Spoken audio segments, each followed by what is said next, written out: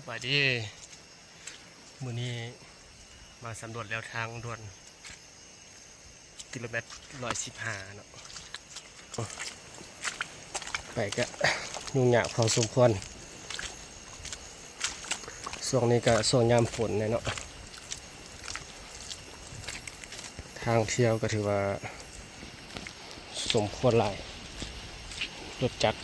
ผ่านไปบ่ได้เลยรถจักรได้แต่รถซิ่งรถตอกรถกระบะก็ไปบ่ได้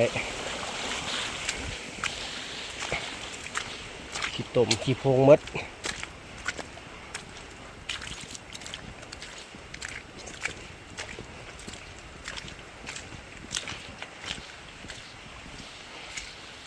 มันก็รถจกของเราเนาะกำลังแปลงทางขึ้นไปสู่จุดหมายขึ้นไปหาแนวทางระยะช่วงนี้ก็ช่วงบานซบซอเนาะหาบานไซบัวทองบางแป่นเมืองเวียงทองแขวงบริคำไซ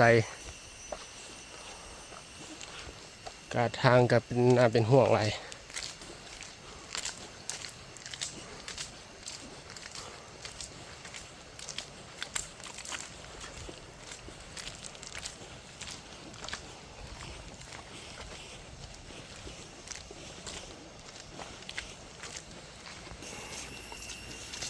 ทางขึ้นค่อยลงค่อยก็มืดเนาะ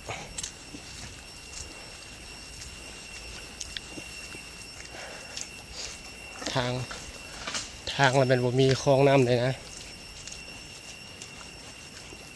ในการสัญจรนี่ยุ่งยากเนาะน้ำเนี่ยมันไหลในกลางทางเลย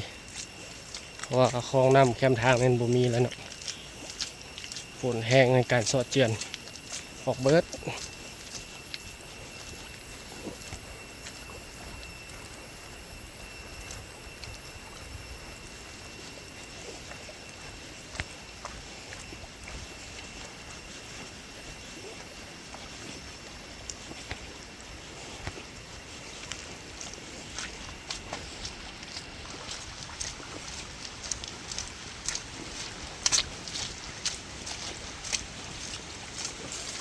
น้ำมันไหลมาแก่ภูเลยเนาะน้ำจะบ่มีคลองบ่มีอย่างเลยมันจะไหลตามทาง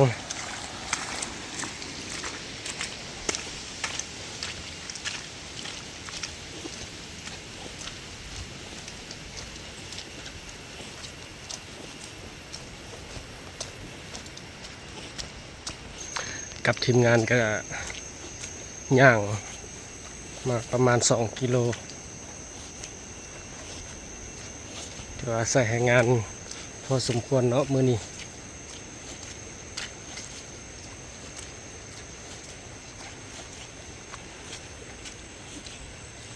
นำก็ขึ้นไหลน้ำห้วยก็ขึ้นไหลเนาะฝนตกติดต่อกันหลายมื้อ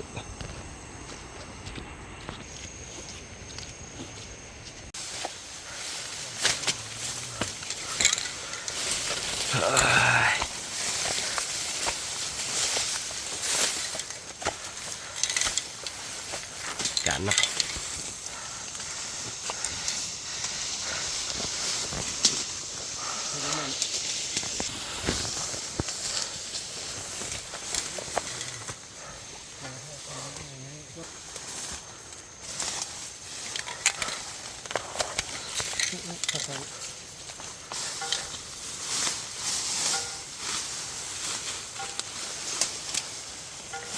อยากทำใดกระเบื้องเอาเลยเนาะทุกคนเนาะเพื่อที่มาเป็นทางเขาขี่รถปัจจุบันเนาะ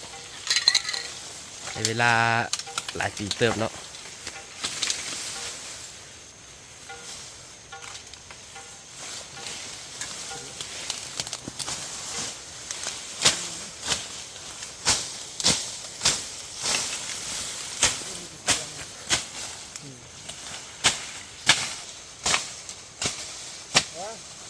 ทางนี้ก็ได้ว่าเราเอาชิ้นต้นไม้นี่เดี๋ยวต้นไม้นี่มาเลยต้นเดือดนี่นะอันนี้เดือด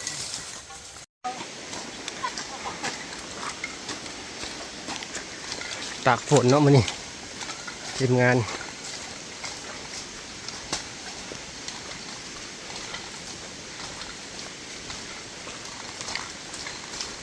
ยุ่งยากเฮ็ดเวียกนะ ยามฝน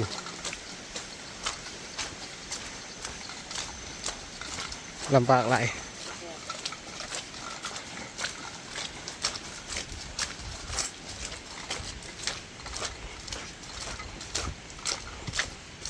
เป็นเข้าให้บ้านเนาะบ้านเป็นทองอันนี้เป็นข้างงัวเนาะ